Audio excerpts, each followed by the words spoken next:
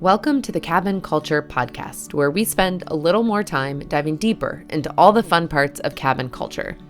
I like to think of this as both the material and imagined expressions of how cabin lovers, dwellers, builders, and designers wish to live a more simple and authentic life. Today we're welcoming Dawn from The Olive Jar, an experiential marketing studio specializing in vacation rental design and guest experiences. Dawn's path is unconventional. She started writing movie trailers, moved into documentary filmmaking with brands, then produced immersive culinary experiences before COVID completely shut down her industry. When short-term rentals exploded, she discovered that creating intimate cabin experiences combined everything she'd learned about storytelling, production design, and emotional connection. Dawn reframes branding as vibe creation, not just logos or color palettes, but creating a cohesive feeling from discovery to long after checkout. She argues that if you have to tell people your stay is luxurious or experiential, you've already failed. The experience should speak for itself. We explore why small touches like bubble wands or a doggy guest book can be more powerful than expensive amenities, how to translate your brand into marketing without overwhelming yourself, and why vulnerability matters more than polish. Whether you're struggling to define your brand, wondering how to market without being salesy, or trying to create genuine connection through thoughtful details, this conversation offers a framework for thinking about hospitality as storytelling and generosity as your most powerful marketing tool. Let's do it. Dawn, welcome to the podcast. Thank you. Thanks for having me here. Can you start by describing the work you do? And then I'm going to jump into a quote from your pre-interview document that I think will kick it off really well. But I think it will have more meaning if people know first what you do with your work. Yeah, sure. So I'm Dawn. My company is called The Olive Jar.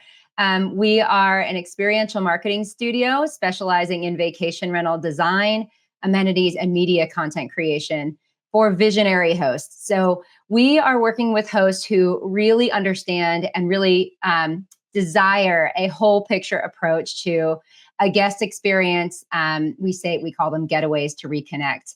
But it's not just about the guest experience. It's really about the journey that your traveler is on, meeting them long before they're booking, but also really maintaining a connection and nurturing a relationship long after they've checked out. Yeah. And obviously these stays are not just cabins, but we are on the Cabin Culture podcast. So the quote that I have from you was about cabins in particular.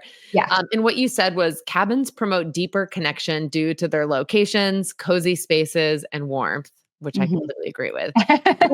And what I'm most passionate about is creating getaways to reconnect, which you just said. And cabin culture always seems to hit that note in one way or another. So I guess I'm curious, like how many of the folks that you work with are specifically cabins versus other types of stays? And does it matter?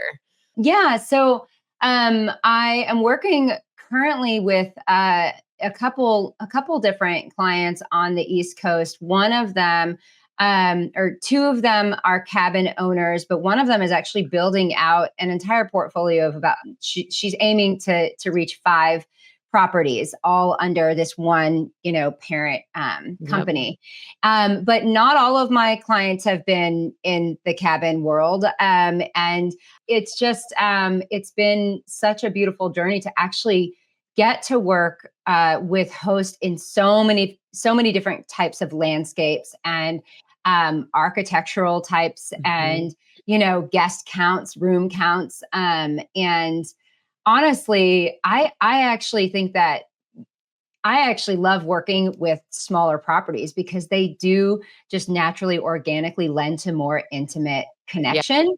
Yeah. But it doesn't mean that with these larger stays, you can't have that. And that's the work that we especially love priding ourselves in, is that really you can create those detailed interactive moments that do provide and do sort of promote that deeper connection with each other. But yeah. Before we dive into the details, which I do want to do, because I think your experience is just going to be very helpful to most of our listeners are just hosts who are thinking about the exact thing that you spend your days obsessing about. But I guess I'm curious about how you got to what you're doing now, because I feel like most people in this space might have started with hosting themselves, and that's not your pathway to get here. So can you by sharing just like what brought you to what you're doing now? Right. Well, I'm like, how long do you have? I will be as brief as possible, but I have, a real like hyphenate career, but I think the through line has always been storytelling. And I started in film advertising. So I came out to Los Angeles from the East Coast when I was 20, got into film advertising, which means that I was writing and producing film trailers. So like what you'd actually watch before, if you still go to the theater, there are trailers that play before movies, right? I've often thought this was my dream job. I'm like, I don't know who creates these, but this looks so fun. Right. Yeah. And it really was. And I learned very quickly. I learned quickly how to tell a story very quickly in 2 minutes or under. And we were cutting TV spots too. So it wasn't just all trailers. But I did not like the hustle of the advertising industry. And I looked at the lives of many of my, my superiors and those who I looked up to, just looked at the lives they were creating. And I was just like, I want to be able to go home and have dinner with my family. I want to, I don't want to be sort of in these, like locked in these golden handcuffs. And so I leapt out of that and found myself in filmmaking, as you accidentally do if you live in Los Angeles. But I fell in love with it. And I got into documentary filmmaking, specifically with brands. And I was producing short docs, essentially like branded documentaries, which is what just commercial is now, and I know that's what you do. And just really loved telling stories, real stories, that also wove in messaging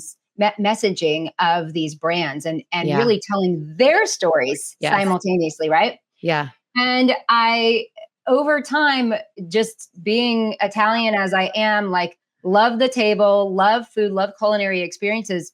I was always a host. So I am a host through and through, but it's always been through the table. And so I found myself storytelling on at that platform. Yeah. So then I was producing meal experiences for brands and organizations and telling their stories through really, think like curated, like chef inspired, 4-6 course meals, with story at every course, whether it's like theming those out or designing like guest prompts, all very design driven, immersive design all around the table. And so I ended up like getting asked to like design a backyard barbecue for a commercial at some point, because they were like, these were just friends of mine, and they were like, you do this beautifully, like in real life. Can you do this behind the scenes? I'm like, oh yeah. Well, I mean, I'm a producer. I understand film and I get it. So I was like, yeah.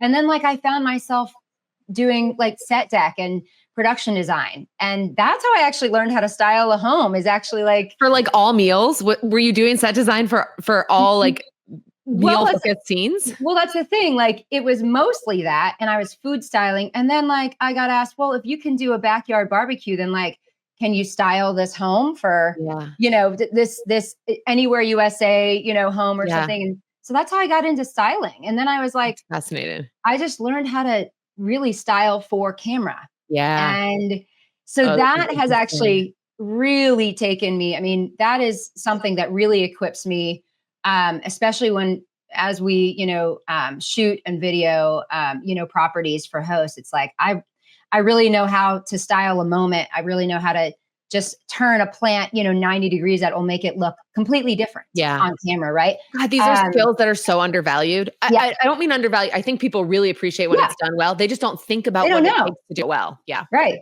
And that's our job, to make it look like nobody really did this. This is all natural, right? Everyone's house looks like this when you walk in.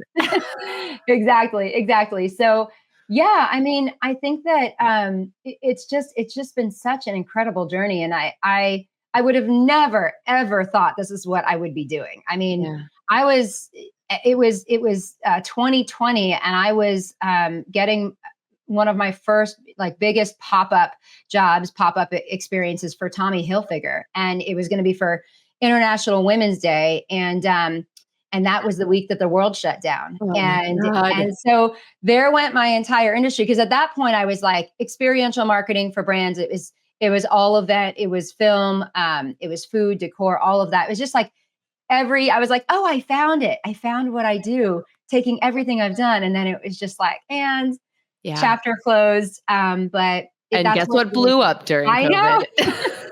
Right. And I was always really passionate about designing these experiences actually in really intimate spaces. And that Yeah. was actually one of my hardest, like, sort of boulders I was pushing up a mountain every time with these brands, because it was like it was so hard to help a brand see the impact of a 50 to a 100 person event versus, like, whatever, thousands. It's like to sort of validate the numbers, the budgets, Yeah. for a smaller head count was always really difficult. But what a lot of people don't understand in those spaces is that when you're creating those intimate experiences, that's actually where, like, the strongest bonds are formed. Yeah. And Of course. so, that's why I said, I'm like, oh, how did I not do this sooner? Right. Because these are the most intimate experiences, I could be designing. So, Right. I yeah. want to talk about why cabin owners need someone like you, because I think what's interesting is that Airbnb created this platform to basically Mhm. empower people to run businesses. And I use air quotes for that only Yeah. because it's in some ways reminds me a little bit of like an MLM, where it's like you don't have to do a lot of the work, but you can still Yeah. be like a business owner. But we're Yeah. moving though into a space where the really elevated stays are saying, wait a minute. Airbnb Hmm. is just a customer acquisition tool. I really am a business owner and I have to own every part of that, including Right. and marketing. Can Right. you Right. distinguish for listeners the difference between branding and marketing and why both are needed? Yes, totally. And even when I say branding, I think a lot of times, like, people instantly think, oh, a logo or a color palette, but it's so much more. It's like, you should be able to feel the essence of your cabin story, your guest experience should feel cohesive, like, from start to finish, from the moment they lay eyes on you to long after they've checked out. And so branding is actually really, like, boiled down, it's a cohesive experience. So it's not just a cohesive look, it's that, you and how you show up and the tone that you give should really match sort of the feeling and the posture that you want your guests to experience, just for that, with them being in their own space. That And makes so so, much sense and also feels very intimidating because it's yeah, big and slightly vague. right, Where right. would you have someone start with that? Let's say, Yeah. and let's say like step 2 or 3 is hire someone like you. Great. I just want Mm, to acknowledge that like not everyone who listens is at a place where they'll be able to yeah, hire someone like you. right. What is step 1 for someone who's like, well, that sounds great, but what the hell does that actually mean for me? Yeah, yeah, totally. Yeah. I think that it begins with you identifying who is, and, like, we've heard this, you've probably heard this a lot. It's like, identify your ideal guest, right? And you could say, oh, well, it's here's who I have coming through my doors. But it's actually really understanding that um travelers, humans, are really complex. And so Mhm. they're not one note, right? Yeah. Yeah. So when you think about the traveler you want to be staying with you, that's where you have to really deep dive into understanding, who are they as people. Can they like K-pop demon hunters and also love hiking through the woods, right? Like, yes, like, Yes. so.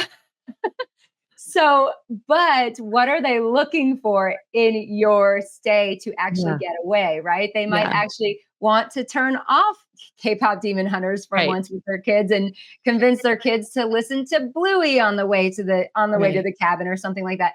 So, it's really, it's kind of like, what does that traveler, if you can embody that traveler and put them in a time capsule moment, then what is it that they are going to want to experience at every touch point? Hmm. So, for example, I think about, like, it's kind of interesting. I feel like this is like come back overnight and we just didn't realize it. But, like, do you remember, like, all those signs you'd see in the 90s, like live, laugh, love, Oh right? yeah. Oh All yeah. that stuff, right? Like, a lot of times I still see some of those, like, sort of dropped into these places, and I'm just like, we're not present, this is not modern day, right? But here's the thing, like, we've seen them in neon signs, like, Yeah. that's now becoming, commonplace, and it's done. and it's overdone. I shouldn't say like it's Yeah. done. You can still do it. I'm pretty sure my first Airbnb, the room in my house had something in it that said something like Right, that. right. But here's what those hosts are trying to do. They're just trying to like set a vibe, okay? Yeah. And that's what all that language is. It's setting a vibe.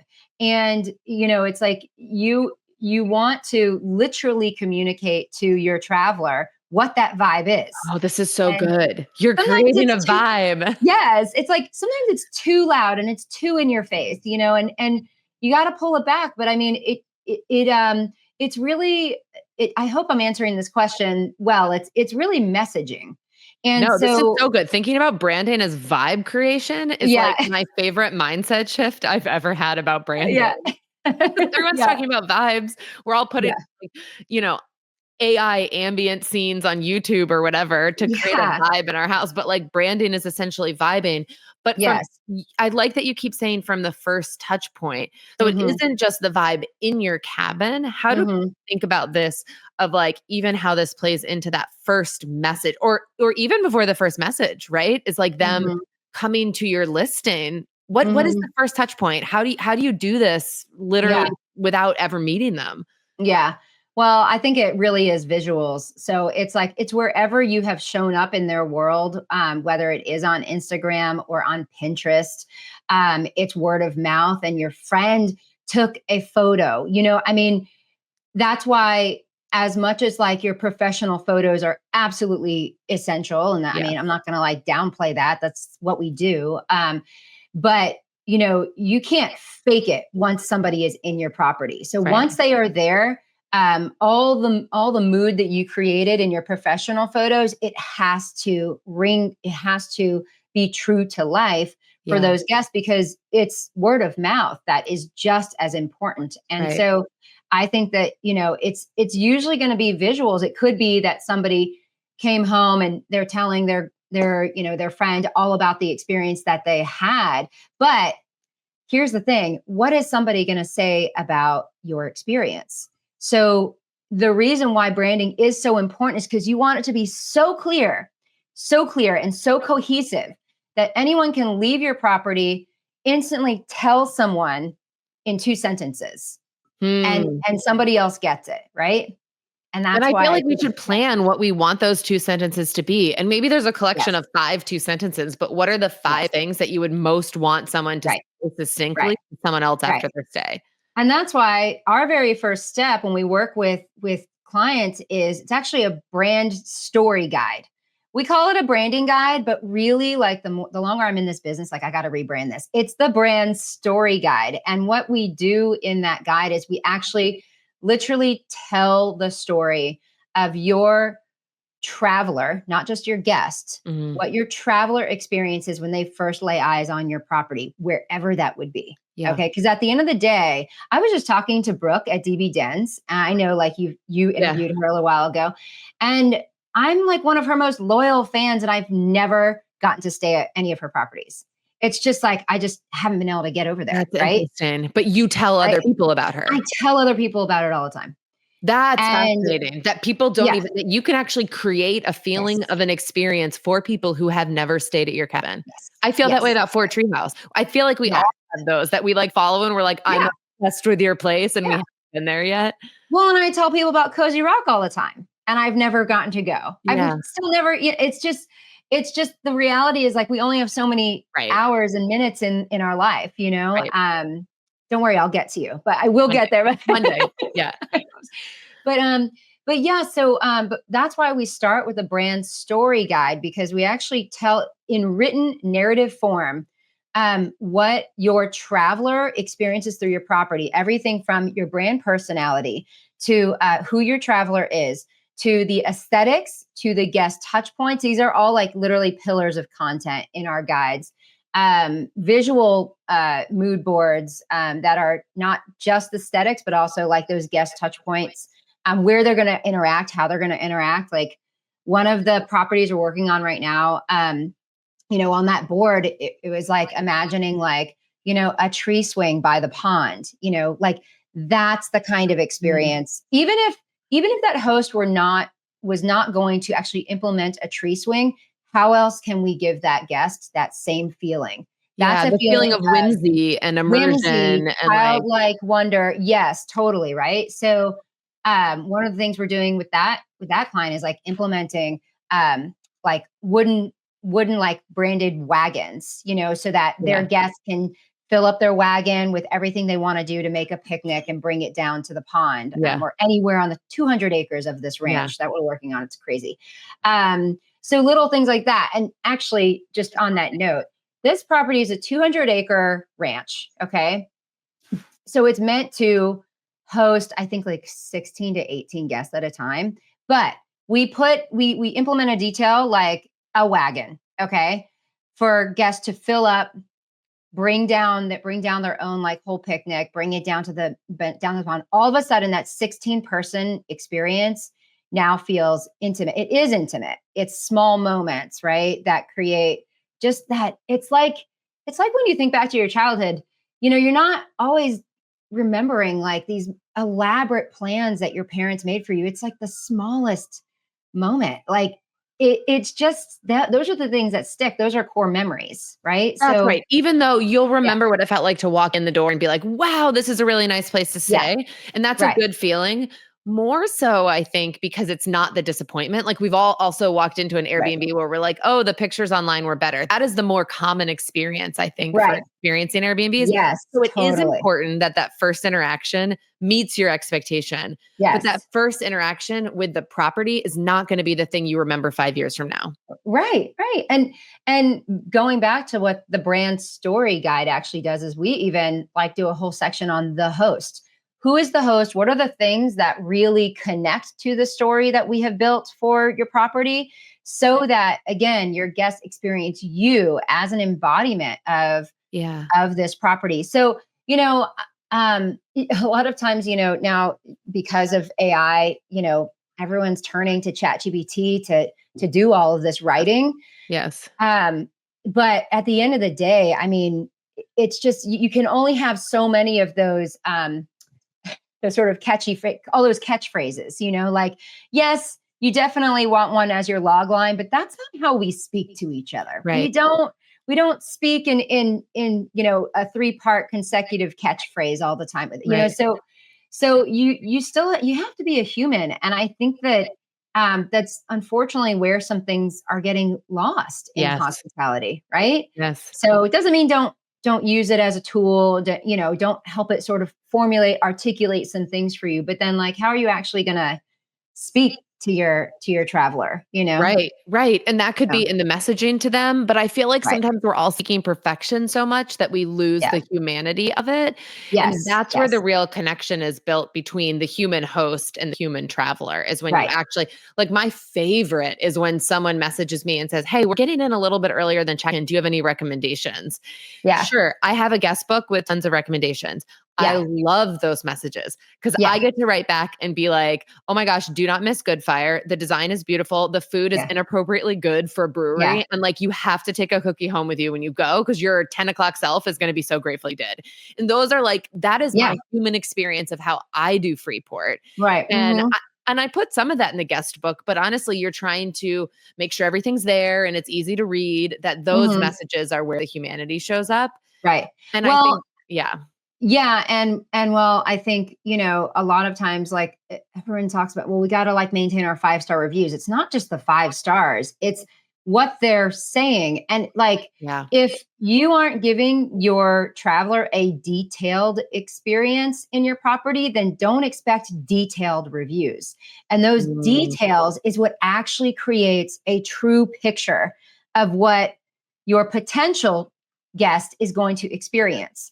So one thing that I know people ask about ROI all the time, and yes, there's a 30 to 50% increase in ADR we see in annual revenue we see in our clients, but the one thing that I don't think we're talking enough about is organic buzz. You mm, cannot fabricate that.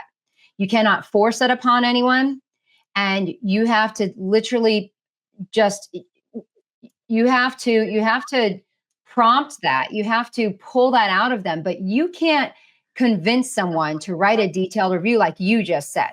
No yeah. one's going to write that. that has to come out of them. But if Yeah. you don't offer your guests the details in your space and in the, whatever it is, if you are giving a local guide, which I, obviously recommend, like, you want to get specific.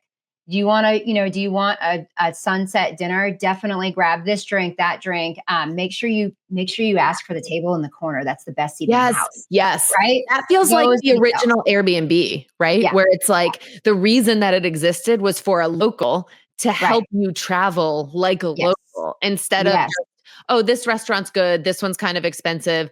The specifics are what Right. make it feel like that host is there with you, curate Right. your experience of Right. their Right. own. Right. Yeah. And that curation, I think that's just a really good like word to tap into, is that, you know, I'm not saying that your property itself has to have like all these little, all these kinds of details. That is a lot. That can be a lot to maintain, but you can still curate moments for them and how you're prompting them. One of the clients we have in Maryland, this is the camp collection actually we're working with right now. And we just finished the first property with her. She's building one right next door. And then she just purchased another property all in the same area.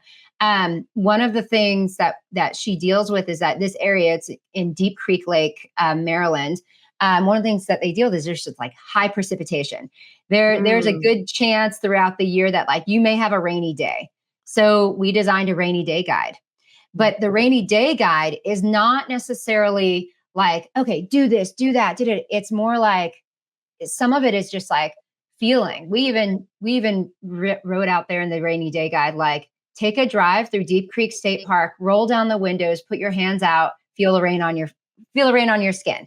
Like it's prompting those really high sensory experiences, because our strongest memories are actually formed by Felt. multi-sensory experiences. This That's is why really food does that, Yeah, this is so interesting because I feel like experiential stays has become like a buzzword in the Yeah, last year or two. And there's a lot of yeah, people using that word. yeah, Just like story, you probably know this, you worked in the world of story. I feel like the word story is thrown around a lot too. yeah, yeah, And it's hard to know now who really means it with a yeah, story and who yeah, doesn't. And when you yeah, described that, it's like, oh, wow, that is like 4 levels down from what I've yeah. heard other people talking about when it comes Right, to right. experience, right? Yeah, They're like, "Oh, yeah, I'm gonna put the nicest furniture and it's gonna be really beautiful and it's gonna be an experience," which I'm right. sure Yeah, it is some kind of experience. yeah, This is like yeah. multiple levels of curation when it comes to Right. the experience you want them to have. It is. I also think if you're using experience, if you're using the word luxury, if you're using all these words in your listing or whatever, you are already trying to convince your traveler this is what Mm, you offer. Let it speak for itself. If it's really an experience, it will be an experience, right? You don't interesting. want to Well, shove something down their throat. so Like, this then makes the transition from branding to marketing, because like the yeah, branding was all about who are you, what is the story you're right. creating, but the Yeah, marketing and how do you share that with the world? And right. that's really interesting that you're like, don't actually say the thing that you're striving to do. So can Yeah, you maybe take us from branding to marketing and then how yeah, you help your clients actually communicate the experiences that they've yeah. Yeah. Well, one of the things that we do in our branding guide, because it's important for your marketing, is we actually pull out 5 to 6 brand filters. And those filters are words that are either like verbs, adjectives, feelings. Like it's sort of like if your guest would come and experience your stay, they would get this sense of nostalgia. They would get what are some words that I did? What are some there would be like five or six different words that would just embody and be like the essence of your property. And one of the words that we've used actually in, oh gosh, I feel like I should pull it up. One of the words we actually used for camp collection is just like quirky. I mean, because there's a lot of artwork in the space that's really eclectic. And so I could see, us talking about, I could see this host talking about how, there is something a little weird and a little off about it, but that's really attractive. So Yeah. sometimes, now I'm seeing her, she's definitely executing that. She's done a beautiful job, like really putting this out, like especially in social. And she's she's blogging and everything too. One of the lines that we even wrote in about this property was, we take play seriously, but not ourselves. So, a lot of that language is just in terms of what she's doing to market. She is saying like, hey, we're a little offbeat, guys, but we're okay with that. Are Yeah. you too? Like if you're a little offbeat too, like come and stay. Like you're welcome here, right? So it's language like that. That was all pulled from those brand filters, Yeah. So And that's creating, I think this is important in the marketing piece too. That's creating the humanity again. yes, People it want really to, is. that will, in terms of convincing people to stay at your place, they want to know, especially on Airbnb, I feel like they want to know that there is a human who has created a human experience for them Yes. and that they Yes. can reach out to. And the more like normal you seem, or even just slightly off, because that means you are a real person and not trying Yes. to be perfect, then the Right. more you Right. feel like it's someone you can actually reach out to. Right. Totally. If you're dreaming about a cabin build, or are in the midst of a build, or you just bought a place and are getting ready to host for the very first time, regardless of where you are, sometimes you just need a little help along the way. Shared experiences from someone who's been there, advice from someone who's learned a lot of lessons the hard way. That's me. Or a cheerleader as you finish up. All of these reasons are exactly why I started offering cabin consultations to our Instagram followers and friends who could use some specific one-on-one help. I can't promise to solve all your problems, but I can promise to be transparent about our build costs and process, our organization and project management systems, our favorite and least favorite tools for renting, how we market, and how we found ourselves with almost 80,000 Instagram followers and 100% occupancy in our first year of hosting at Cozy Rock. So if that sounds like it might help you, feel free to visit us at staycozycabin.com or on Instagram at Cozy Rock Cabin and sign up for a time to chat there. And if it's a property that's like not offbeat and it is a little bit more mainstream, and I know a lot of the experience talk even comes from like properties that are really themed out.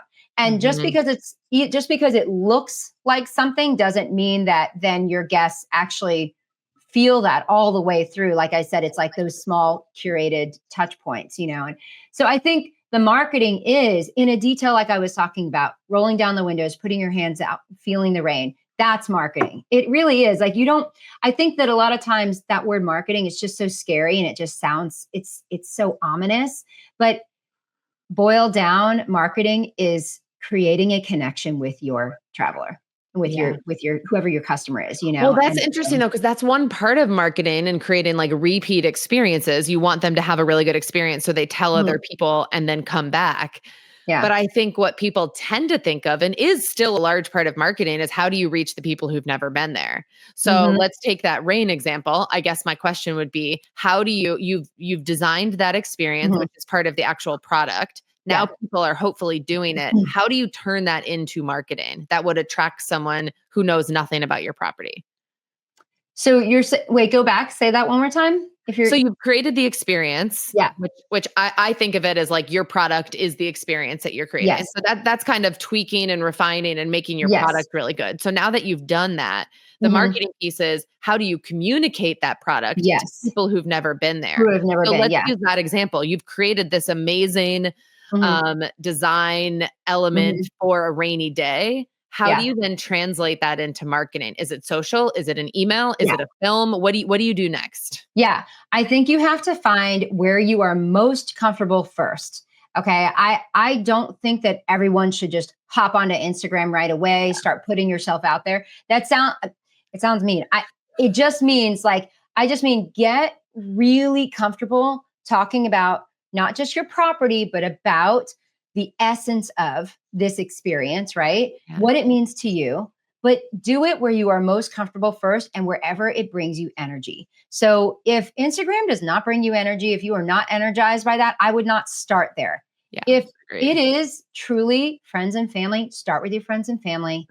Get a newsletter together. Newsletter doesn't mean, oh, you're trying to just sell something. Bring value to your audience, whoever your audience is. And while if you say friends and family, oh, well, that may not be my ideal guest.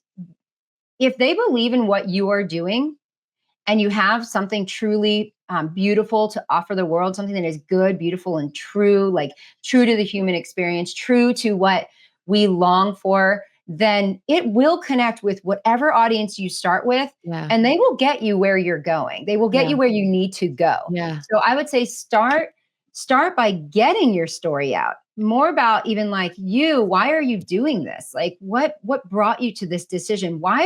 Did you why did you go through all those blood, sweat, and tears? Like what drove you to this Right. decision? Get that story out in the spaces you are most comfortable, because if you're not comfortable, it's going to be uncomfortable for the viewer. Yeah. Okay. Oh, So totally. We've all felt that when you're scrolling yeah. Instagram and you see someone putting their face on Instagram because they're supposed to, and Yes. then they're Yes. clearly uncomfortable and you're like, "Oh, now I'm uncomfortable." Yes, yes. Are you a writer? Do you love to write? Is it you showing up and actually starting a blog? Now, the thing with blogging is that you still have to get eyeballs on there. So Yeah. you have to optimize that, get yourself into onto Pinterest, like you're going to have to do some work to get that out there. But again, I just think that like honestly, like starting with a newsletter with like your closest friends and family, like is even if you've been going for years, if you've been in operation, I mean, a lot of times, like even your friends from all over may not know. I mean, like I unless know.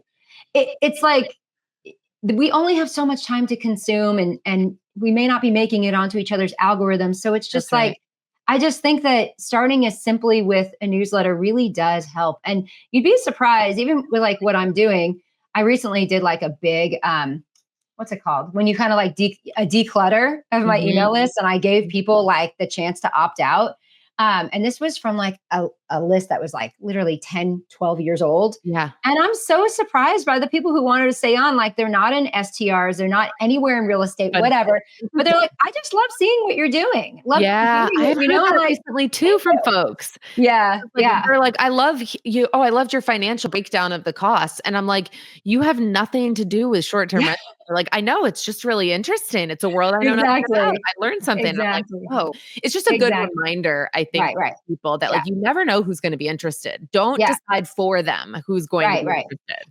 And I think that I think that if we're talking about newsletters right now, I think when I talked about, bringing value, like it's not just about like come stay, come stay. It's like, hey, if you are start reaching that ideal guest from the get-go, even if you have, all of your friends, family, uncles, and whatever, like reading, still speak to who your ideal guest would be, and Yeah, bring value by offering them your own bucket list of travel. Hey, yeah, if you love da da da da, if you love this, then you'll love this, yeah, right? Here's a travel hack. Here's my family just went on this journey. Here's what we learned about it. Here's what we learned about ourselves. Here's what we are taking home with us. Like get personal, but make it relevant to your stay. yeah. Make it relevant to the story that your stay is about and says.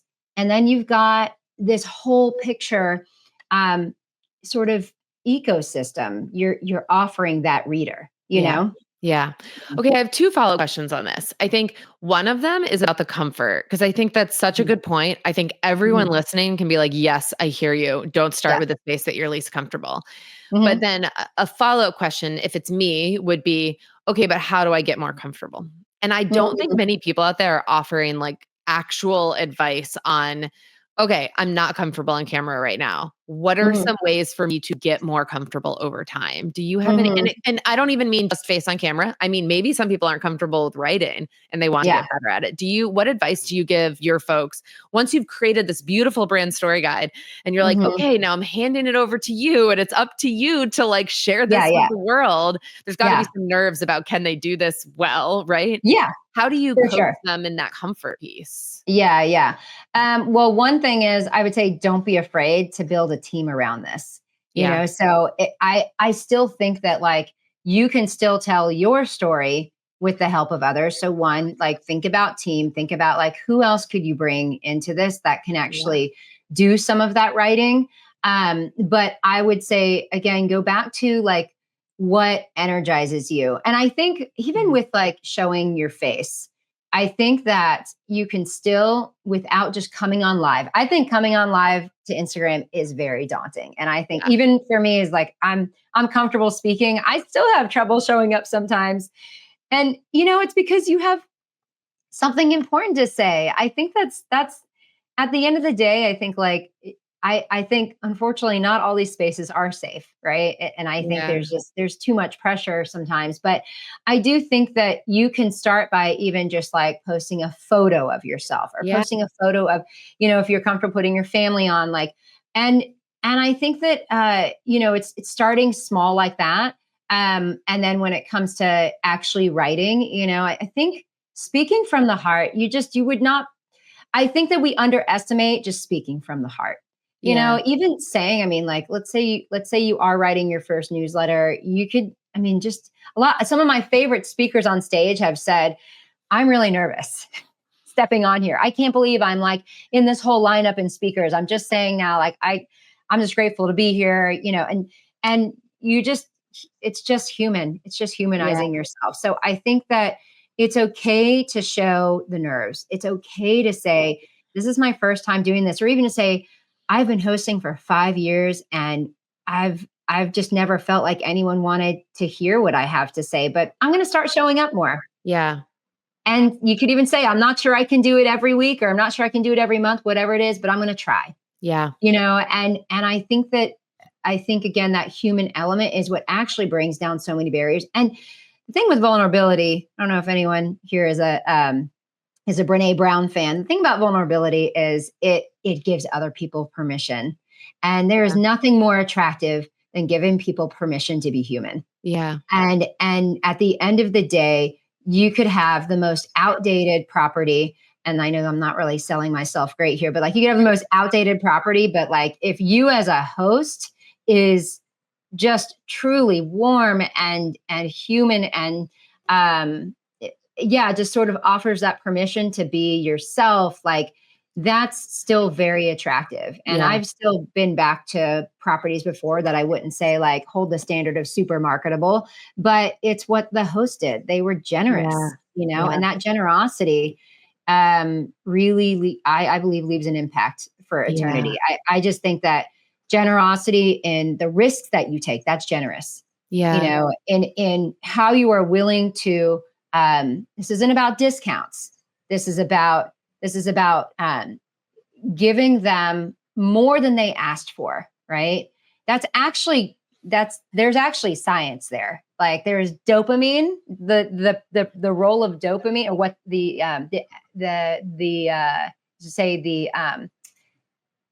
result of dopamine, okay, actually motivates your traveler to give back. Hmm. And what happens with dopamine is like this, it's this neurochemical that is what really actually like sort of builds like addiction. So, but we want to build like, healthy. No, we want to build addiction. I want them to be addicted to my cabin every season. Right. They have to come back. Right. But when we talk about rewards, if you can give a reward while someone is in a really positive state, that's actually when that's when it actually really takes you somewhere, because they're already feeling good, right? So Yeah. you want to reward them in a time when they're already in a moment when they're already feeling good, because that becomes generosity. It's like, what? Right. Like, oh my gosh, what a beautiful surprise at the end of Right. checkout. You just gave me this little checkout, scavenger hunt to do, or this little going away, parting gift or something. Wasn't expecting that, those little moments of reward, that's actually generosity, because Yeah. they didn't ask for it. They weren't expecting it. Yeah. And you gave it, you gave it out of the kindness of your generous spirit. Yeah. And that it's just, generosity is generative. Yeah. There is a real science to that, Yeah. actually. And I Yeah. think it can be easy to convince hosts of this who have a high price point and are really, maybe they've custom built their stay Yeah. and they're making money from day one. They're like, oh man, like we're killing it. I think it can be easier to be like, sure, I'm going to throw some of that back at guests. I guess I'm Yeah. saying like it was what, with Cozy Rock, it is easy for us to be generous. But I Yeah. will be honest, with my first property, we were not nearly as booked. When we first started, we were barely covering our expenses. That was a win to me and Mhm. that was fine. But there was a world in which I could really think about generosity in the same way because I wasn't Mhm. making the money to be able to just kind of regularly give things back. I guess Yeah. I'm curious what other examples of generosity you've seen that maybe don't require as much financial investment, because I Yeah. think it can still exist. And I just want folks who might not be at that place to still Yeah. feel like this is something they can do. Yeah, totally. Yeah, absolutely. Well, one of actually, another guest of yours a little while ago, was Julie at the Shack. And Mhm. that's how, or you actually ended up getting I told her connected. about you. Yeah. Yeah. So one of the things that we've done in her property, well, there are a couple things that ended up, bringing some really cool guest feedback. And one of them is this doggy guest book. And she's got this nook What? in the property. Yeah. Oh, yeah. I've stayed at the Shack. Okay, yeah. So I know there's the like Shack this, well. yeah, there's this doggy nook. It's the dog house, she Yeah. calls it. And so like dogs have their own special Yeah. space, right? First of all, that's generous in and of itself. Yes. Like most of the time, if hosts are, hosting dogs, they've got a dog bed out. Well, and to be clear, That's hosting great. dogs is generous too. Just for Yes, I not know. pet friendly, I do think that allowing Yeah, dogs is a yeah, generous thing as a host, and guests notice it. Guests like yeah. me who have multiple dogs and love them, I Right, right, remember which places allow dogs. right, right. Yeah, Yeah. but anyway, that's So then she has the dog bed. Yes, so then right. she's got this whole thing, and I kind of helped her sort of land the plane. She had an idea for what this would look like. She wanted Mm. it to feel like a living room. I was like, oh, okay, you're trying to make it look like a living room. Here's what we're going to do. Really sort of zhuzhed the space a little bit in there, but we designed a guest dog, a guest doggy book where like basically your traveler, your guest, writes their experience through the eyes of Oh my their God, dog. I love this so much. Yeah. Yeah. And so it's like, I mean, how much does a guest book cost, right? I mean, she puts out, I wanted to do like I think like a paw print, and they could like do Yeah. like a stamp, right? But Yeah. then there was kind of like cleanup. What are we gonna, Right, whatever. and then the dog's So gonna be walking around on your wood right, floors with it. Yeah, exactly, I can right. see the problems And here. you Okay. could provide wipes or whatever, something like that. But she actually opted to do like a more of like a Polaroid. So Yes, like that's there's what a I was Polaroid just for you to take thinking. a photo of the dog, and then the picture can be put with that note. And the Is thing Julie about gonna hate us for sharing this? Because I, of course, am like, "Oh my God, I wanna do this." I wonder how many yeah, listeners are gonna be like, "I wanna do this." I I'm know sorry, it's a Julie, it's I'm sorry. yeah, no, I mean like there's room for all. It's Yeah, like abundance. what I would say is if you're listening to that, make it custom to your Yes, experience, right? yes. Do not just copy and rinse and repeat. That's where a lot of hosts go wrong. It's like, oh, well, ChatGPT said to do this. Well, ChatGPT is regurgitating what's already out there. Yeah, Do something that is relevant to your brand and feels right on brand, yeah. right? So And it could be that's a kid where, guest book. If you're a really kid-friendly place, giving the kids a yes, place to share their favorite experiences for other kids to read, right? right, right. Lots Yeah. of ways you could do it. So what happens in that is, there's a lot going on. If you can imagine your traveler actually writing down their experience through the eyes of their dog, I mean, just imagine how much more it means to them now. Oh my gosh, like just sharing where you went for a walk, what treats you got to eat, what wineries you got to visit, because Julie is now pointing them to a winery we found for her that was perfect for this guest. It is a winery that allows dogs not just outside, but inside. There are trails for dogs on this winery. So it's like that has to be advertised, I am right? obsessed with this idea. Yeah. It So just because that in itself is an experience. The yes, writing in a guest book as exactly. your dog Yeah. forces you to think through their Yeah. perspective in a way Yeah. that we do so rarely with our Right. animals. Right. And that's what an interactive experience does. And I mean, now we're kind of coming full circle. What's experiential marketing? Right. Experiential marketing is actually inviting your audience into a co-creative experience. When you invite them to co-create, they now become owners. Yeah. They actually take ownership. They are invested in the experience. And that's why if you can get your guests writing and, with something like that, they're literally writing, and they're not just writing for themselves and as a letter to Julie, they're writing for the next guest. Right. That creates a connectivity to the future guest. It's an insiders club that now you're a part of. You're not, to me, that guest book is likely even more powerful than a 5-star detailed review. While that's important, it is. Now guests are going home and saying, oh my gosh, there was a doggy guest book and we got to, whatever. It's just little details like that. I totally agree. Yeah. Okay. Now my question for Julie is, why have I not seen this on Instagram? Because I feel like you want people to experience what the dogs are, right? Like that is the transition, I think, from like the brand or the experience to the marketing. And sometimes I think that's tricky because I will share. What's that? You don't want to give it all away. Right. And on Instagram, people are watching, and I would say a large portion of our followers aren't even potential guests, but they're other hosts, right? And I'm fine with that. I love the host space. I don't mind sharing stuff, but there is always just what's happening right now, right? There's always this chance of like your secret sauce.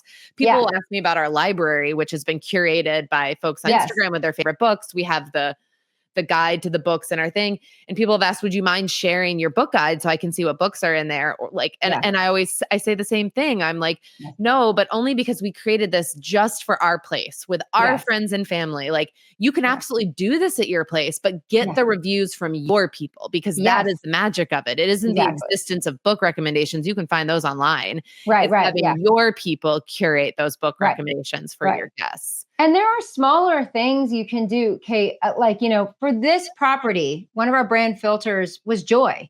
It was what would spark joy. Yeah. And a lot of times, especially when you think about cabins tucked in the woods, there's a lot of mood. There's a lot of like, deep thinking and, reflection. That's all wonderful. But also we really wanted this to be a place that really sparked joy. And a lot of that because it was implemented. It was written that way because of Julie's own story and her own story of like being a cancer survivor coming out and finding connection in the smallest details and joy in the smallest details. Yeah. So one of the things we did, she just told me about this recently, and it wasn't a guest review. We had, when we shot the property, we set up like a bubble bath, and I just used, this was just for a prop. I actually used a bubble wand just to like have some bubbles, like, floating, over the tub. Well, I told her, I said, hang on to these because when summer comes, just put these out. These will be like perfect for kids.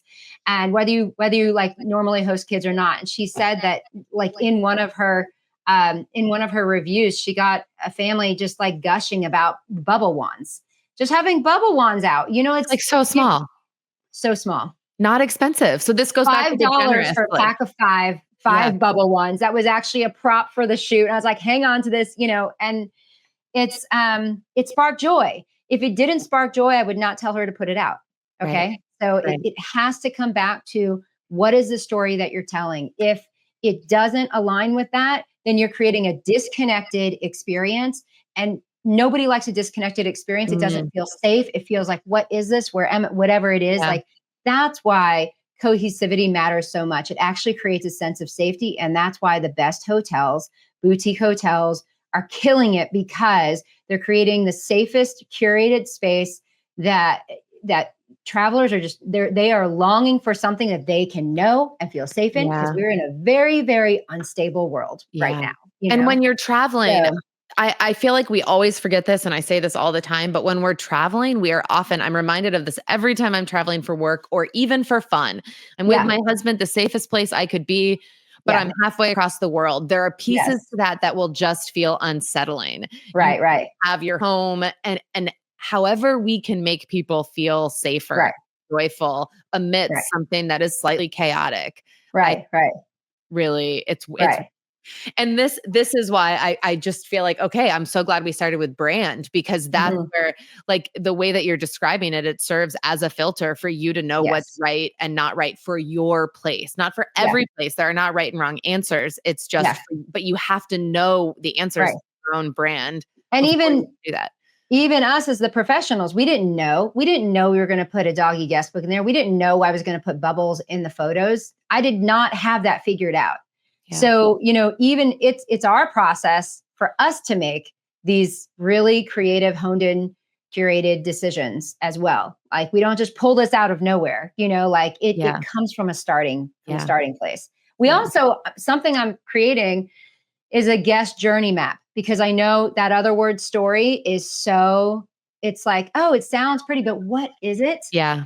If you watch any film, your favorite film or TV show, the protagonist is the character who changes the most. Okay. Yeah. They're on a journey of change. Your traveler is on a journey of change. You have met them with a dilemma. Okay. You have met them in a place where they are longing for something to change them from the inside out. This sounds like I'm really building it up, but this is just us. This is the human experience. Yeah. Okay. And the reason why we go through it over and over again, by the way, I'll get back to that in a second, actually. There are story beats. Okay. Every good story is broken into 3 acts. And then there are different stories that take your protagonist through each act. Okay. And in the middle, if you're watching a film, if you ever notice there's a certain point where you just kind of like, you like exhale. That's usually in the moment when they're enjoying fun and games. It seems like, oh, this is what could possibly go wrong, right? But life, right? Yeah. And things happen along the way. And then, like, there are other parts of the story, like, called the dark night of the soul. And then the next, you jump into the act 3 and it's like, oh, okay, like everything kind of gets solved. But you get home or you leave, you check out and you get a flat tire. Like, life goes on. And this is why, television can be so powerful, because it's that character going through that journey of change every episode. Yeah. That is, you want to take your guest through the story, a whole character arc in a 3-act structure. And I'm actually building a template for hosts to understand and to actually plug and play like their guest journey in these 15 story beats. Yeah. So I want to make that more tangible, just because it's just like the word experience. It's just such a buzz term, and a lot of people don't really know what it actually means. Yeah. Well, which is why I love this podcast, because spending the last hour with you, I feel like we did dive into the nuances of some of that. Yeah. So even if you're hearing buzzwords, if you as a listener or an owner of a cabin begin to figure out, what do these words mean for me? It kind of doesn't matter if they're buzzwords out there. It's just about how do I use the information behind this to I stay exceptional and make my guests happy? Because that's really, at the end of the day, is what we want to do. Right. But the good news for everyone else is that after you listen to this hour, of course, you can hire Dawn. This is not a paid ad. I just love talking to you about this stuff. And you have so many tools to help people, because I think some people will hear this and be like, oh my God, I'm creatively energized. I'm going to get started on this right now. But I do think there are some people who are going to hear this and be overwhelmed, because it feels like they might not have within their toolkit the ability to do this for themselves. That is real. And thank God people like you exist who can help us do that, whether it's some pieces of it or the whole process. Outsource where you can. But I hope that everyone takes something out of this and can apply it that will impact their hosting and their business positively immediately. And then also bigger picture things to chew on as you move forward. Yeah. Thank you. This is incredible. Thank you for joining us. Thank you. This was so fun. I really appreciate the time. And, what you're doing, and I think I've said this to you before, I'm like, I think people need to know that you are a documentary filmmaker. I mean, it really, it's like, I know that informs so much of what you are doing in hospitality, because you really get to see up close and personal, like these characters, these stories of characters who are changing. You understand what that entails, and just sort of like what people are looking for and longing for in the everyday. So I just commend you. So it's a gift and a big responsibility. So I like being able to dive in with resources to help people say like, this is really exciting. And also there is some responsibility here. Let's do it as good as we can. Right. Thank you for joining me. Yes. Thank you. Thanks so much for joining us. And if you liked what you heard, feel free to leave us a 5-star rating on Spotify or share some of your favorite parts over on Apple Podcast. If you have feedback or suggestions for the future, you can also find me on Instagram at Cozy Rock Cabin. Looking forward to next week.